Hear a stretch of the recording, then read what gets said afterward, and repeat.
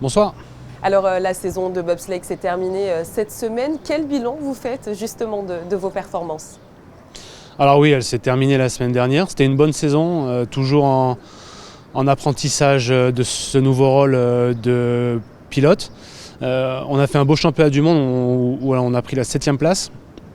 Et en soi, c'est une belle saison. On a fait une 8e place en Coupe du Monde sur la place d'Eagle. C'est 2 top 10, donc c'est une saison qui promet de belles choses pour les saisons à venir.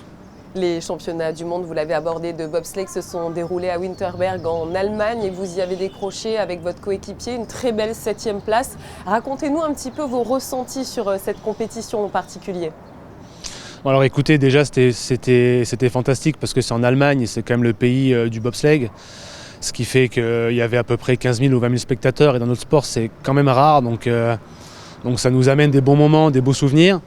Et oui, c'était une belle course, ça a été très vite au contact des meilleurs. On est 6e à la première manche, une petite faute à la 2e manche qui nous fait reculer d'un pas, et après les pilotes qui étaient devant moi ont énormément d'expérience, donc j'ai pas su leur prendre la place pour être sur la place du petit podium, donc 3, 4, 5, 6.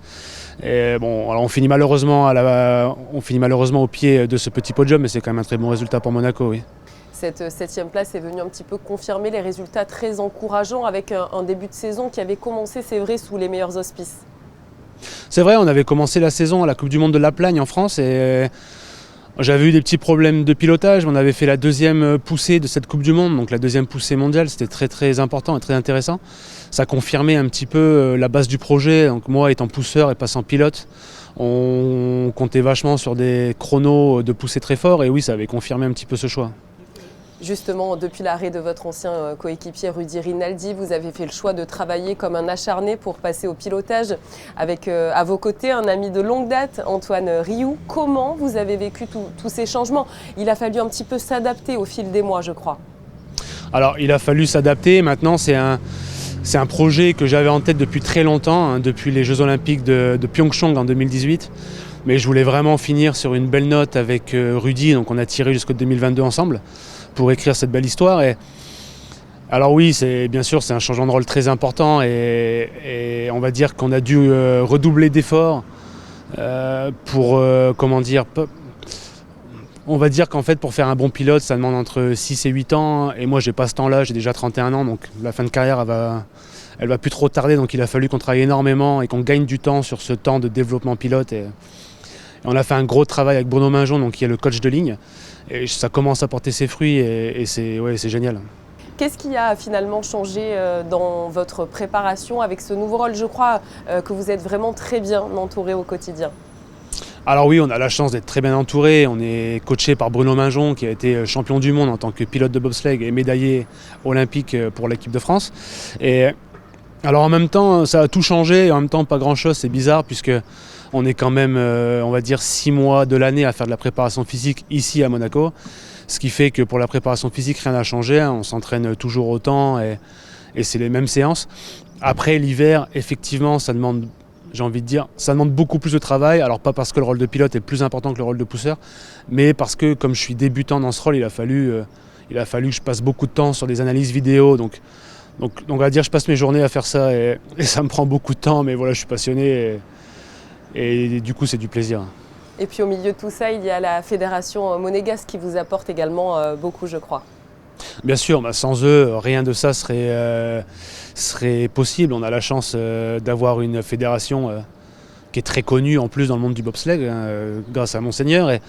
Et ça nous apporte du soutien, ils sont toujours là pour nous. Et sans eux, bien sûr, tout ce travail ne serait pas réalisable. Concernant votre saison, pour un petit peu recentrer notre conversation, vous terminez peut-être avec un petit goût amer et une chute lors de la dernière course. Alors que s'est-il passé? Racontez-nous. Alors c'est exactement ça, c'est un goût très amer puisque en plus de ça, c'était ma dernière descente de l'année. On va pas pouvoir repiloter avant la saison hivernale, donc on va reprendre vers le 10 octobre. Donc on reste sur cette chute et pour l'expliquer, c'est une simple erreur de pilotage sur une piste très technique, une piste très dure et voilà, c'est une erreur basique de ma part et Et ça coûte cette chute. Alors après, la chute fait partie du bobsleigh, hein, ça fait partie du sport. La saison de bobsleigh s'est terminée il y a quelques jours. Quel bilan vous faites de vos performances?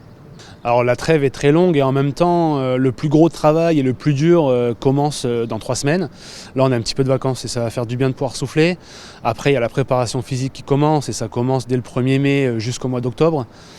Là, c'est un peu le grand tunnel pour nous parce qu'on n'a pas les compètes et on s'entraîne 2 fois par jour, tous les jours, autant en sprint, en musculation, à la poussée. Et ce qui fait que c'est un chemin très long. Ça nous permet de préparer aussi sereinement la prochaine saison qui arrive parce qu'on n'est plus qu'à 2 saisons des Jeux Olympiques et ça va venir très vite.